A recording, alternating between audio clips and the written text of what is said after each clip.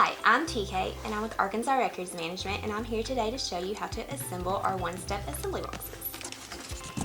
Take your box. We suggest that you turn it upside down. Press down and you will have a Gibson pencil.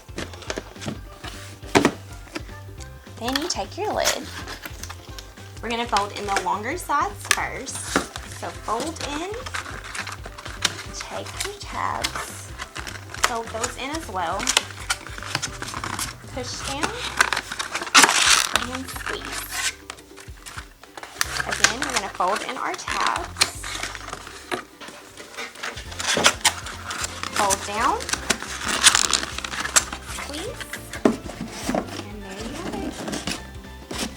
Thank you very much for watching our video on how to assemble a one-step assembly box. And also remember, we also provide record storage, records retention and destruction, scanning, shredding, hard drive destruction, and media storage and destruction.